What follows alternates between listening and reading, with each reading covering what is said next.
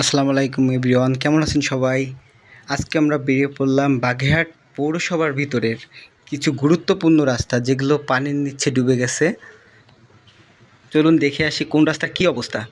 এটা হলো সাধনার মোড়। আমরা সাধনার মোড়ে চলে আসলাম। বাগেরহাটের প্রাণকেন্দ্র বলা চলে সাধনার মোড়। সাধনার মোড় থেকে একদম মিঠাপুকুর পাড় পর্যন্ত রাস্তার পানি জমে খুব খারাপ অবস্থা। মানুষের ভোগান্তির কোনো শেষ নেই। দেখুন, মানুষের হাঁটু সমান পানি।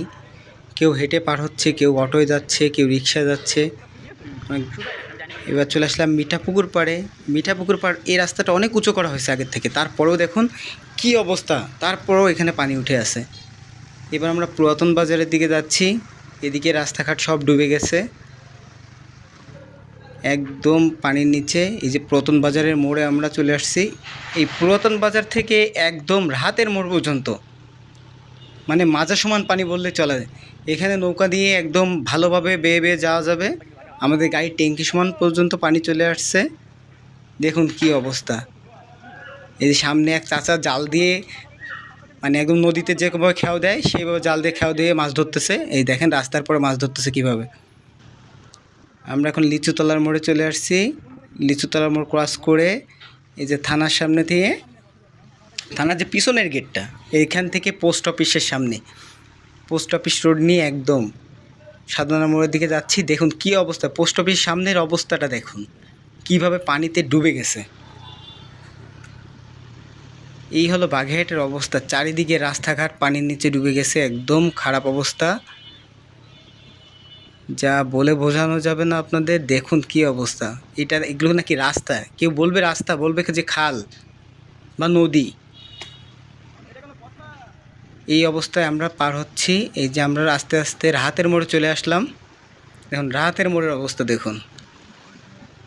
অটো একদম উপরে যেখানে মানুষ বসে সেখানে শুই অবস্থা।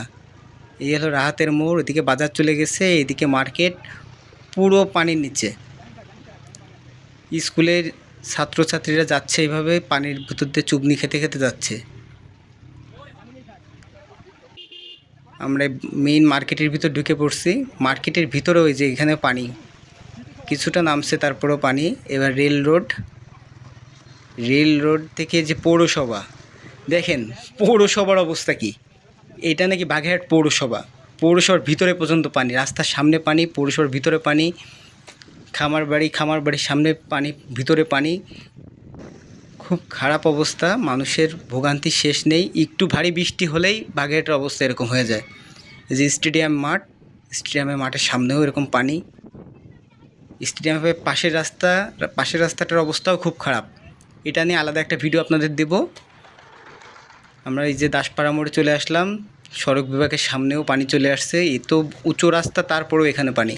এবার নাগের বাজারের প্রতিটা অলি গলির ভিতরে এইরকমভাবে পানিতে ডুবে গেছে। মানুষের চরম ভোগান্তির ভিতরে আছে। এগুলো দেখার যেন কেউ নেই। আমরা আস্তে আস্তে নদীর পাড়ে রাস্তায় চলে আসছি। এবার নদীর পাড়ে রাস্তা নিয়ে যাচ্ছি। এই রাস্তাটা অনেক উঁচু, নদীর পানি তাও ছুঁই অবস্থা। এবার আমরা শহীদ মিনার রোডে ঢুকে পড়লাম। শহীদ মিনার রোডে দেখি, এখানে দেখেন কি অবস্থা। এটা সিটি ল্যাবের আশপাশ একদম পানিতে ডুবে গেছে। শুধু শহীদ মিনারের সামনে একটু পানি নেই, আবার ওই পাশে এই পাশে চারিদিকে শুধু পানি। এই যে আমরা শহীদ মিনারের সামনে চলে আসছি। এই শহীদ মিনার ক্রস করতেছি। এইবার বাগেরহাট স্কুল। দেখেন থানার সামনে কি পরিমাণ পানি, থানার ভিতরেও একদম পানিতে মানে ডুবে গেছে।